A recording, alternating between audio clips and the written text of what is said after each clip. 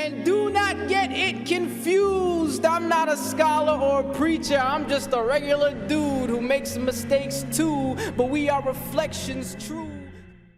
میرے خیال سے وسالت بھائی اچھا لاسٹ کامنٹ آپ کر دیں، اس کے بعد اپنی آج کی اسٹریم ختم کریں.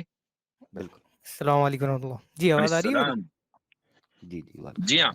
جی ہاں، میں یہاں پہ کمپلین کرنے آیا ہوں مفتی صاحب اور عامر بھائی کو کے سامنے احتجاج رکھوں گا کہ کیا آپ دونوں کے ساتھ پرابلم کیا ہے کہ جب بھی میں جوائن کرتا ہوں، لاسٹ ٹائم اسکیپٹک اگنوسٹک مجھ سے پہلے رکھ دیا، اس بار فائلوسیپینس نام کا بندہ آ گیا. آپ لوگ چاہ رہے ہیں میرے بال کے مکمل طور پہ سفید ہو جائیں؟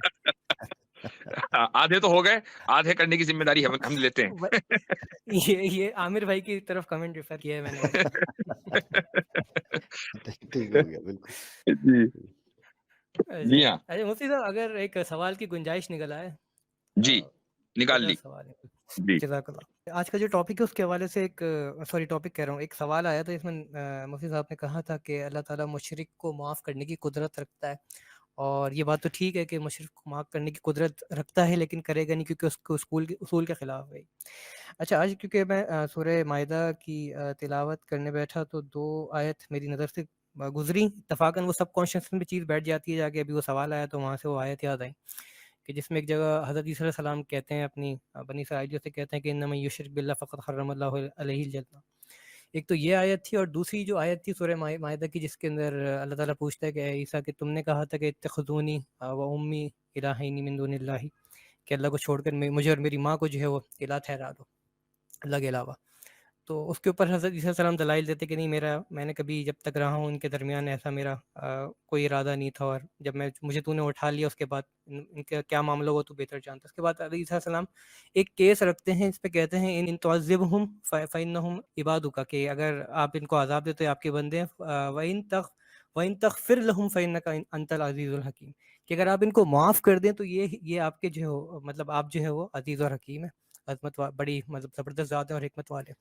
اچھا، یہاں پہ ایک چیز ریز ہوتی ہے کہ یہاں پہ عیسیٰ علیہ السلام ایک طرح سے اگر میں اس کے لیے سفارش لفظ استعمال کروں تو مجھے نہیں پتہ یہ لفظ درست ہے یا نہیں، اس کی بھی آپ تصحیح کر دیجئے گا.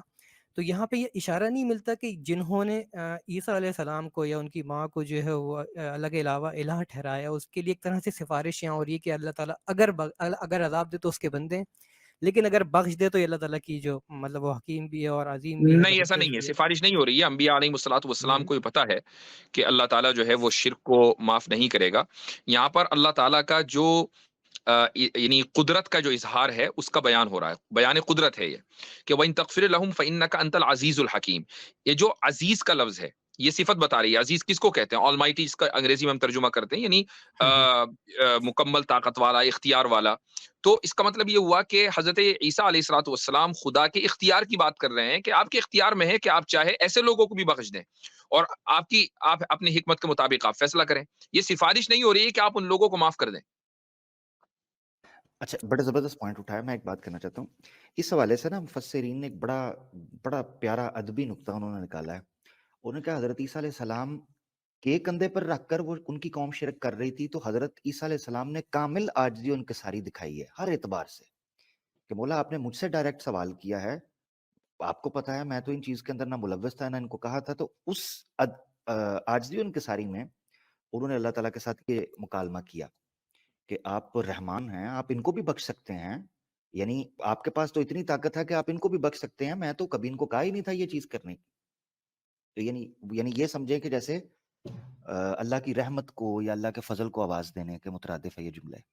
جزاک اللہ. نہیں، جو صحیح تعبیر ہے نا عامر بھائی وہ یہی ہے کہ یہ اللہ تعالیٰ کی قدرت کا بیان ہے کہ خدا کی قدرت میں ہے کہ وہ مشرک کو چاہے تو بخش دے. اور اسی جگہ سے جو علماء عقائد ہیں انہوں نے یہیں سے استدلال کیا ہے کہ مشرک کو معاف کرنا بھی خدا کی قدرت میں ہے. یہ نہیں کہا جائے گا کہ وہ خدا کی قدرت کے باہر ہے، اور اگر قدرت میں نہ ہوتا تو حضرت عیسیٰ علیہ السلام یہ نہ کہتے. یہ پوائنٹ ہے. چونکہ جو چیز ناممکن ہوتی ہے وہ انبیاء علیہ السلام کی زبان پہ جاری نہیں ہوتی. تو حضرت ہم یہ بات 100% کہہ سکتے ہیں کہ مشرک کو اللہ تعالیٰ بخشے گا ہی نہیں، یعنی کہ گارنٹیڈ ہے اگر کوئی شخص. جی ہاں، یہ اعلان ہے خدا کا، لا تبدیل لکلمات اللہ. خدا نے اعلان کر رکھا ہے کہ اس کے اعلانات بدلتے نہیں ہیں. یہ بات 100% کہی جائے گی. صحیح صحیح ٹھیک یعنی کہ اگر کوئی شخص مشرک مرا ہے تو اس کے بارے میں ہم یہ طے کر لیں گے پہلے، یعنی کہ زبانی طور پہ بھی یہ طے کریں گے کہ ہاں یہ شخص جو ہے وہ کفر کی بالکل، حالت میں اگر مرا ہے ہمیں یہ معلوم ہے کہ ایک آدمی مشرک مرا ہے اور کوئی امکان نہیں ہے کہ وہ کفر پہ وہ اسلام پر مرا ہو، تو وہ طے ہے اس کا جہنمی ہونا خدا کے حکم کے مطابق، اس میں کوئی تبدیلی نہیں ہوگی۔ ٹھیک ہے جزاک اللہ، بہت بہت شکریہ۔ چلیں جی، اچھا حضرت تو اس میں جی آپ ختم جی کرنے والے ہیں، بس میں یہ کہنے لگا تھا جی یعنی چونکہ اللہ تعالیٰ اس کو معاف نہیں کریں گے، اس کا اعلان ہے، تو پھر اس کا مطلب یہ ہے کہ اللہ تعالیٰ خاص اس میں اہتمام کریں گے کہ کوئی انسان اگر جہالت کی وجہ سے پڑا ہے یا غلط فہمی کی وجہ سے پڑا ہے یا قصدن اس چیز کے اندر پڑا ہے، کیونکہ ایک بڑی تعداد ایسی ہے جن کو ہم مشرک کی کیٹیگری میں تو رکھتے ہیں، مگر ان کے پاس اس چیز کی جسٹیفیکیشن یا ایکسپلینیشن ہی نہیں پہنچی کہ توحید حق ہے، شرک جو ہے وہ غلط ہے۔ ایسی صورت میں دیکھیں ایک بڑی اس تعداد تعلق سے اس تعلق سے ہمارے یہاں دو رائے ملتی ہیں۔ ایک رائے تو یہ ہے کہ جن تک کچھ نہیں پہنچا، یعنی وہ ان کو پتہ ہی نہیں ہے، تو ان کو بھی معاف کر دیا جائے گا۔ اور دوسری رائے یہ ہے کہ توحید، صرف توحید، رسالت کی بات نہیں ہو رہی ہے، قرآن کی بات نہیں ہو رہی ہے، توحید جو ہے وہ عقلی ہے، ایک خدا کے وجود کا ہے، اس کی آپ اپنی عقل سے ہیں اور اپنی عقل آپ ان کو اپنی عقل خدا بھی آپ اس میں اس کا بھی اعتقاد کر سکتے ہیں، لہٰذا عقلی بنیادوں کے اوپر طے ہوگا، چاہے آپ تک میسج پہنچے نہ پہنچے، جہاں تک کہ توحید یا خدا کے وجود کا سوال ہے۔ باقی چیزوں کے بارے میں پھر بخشش ہوگی، دو رائے ملتی ہیں۔ زبردست زبردست، اتنا ہی حضرت، بہت شکریہ، جزاک اللہ۔ چلیں Like a moon set sail on the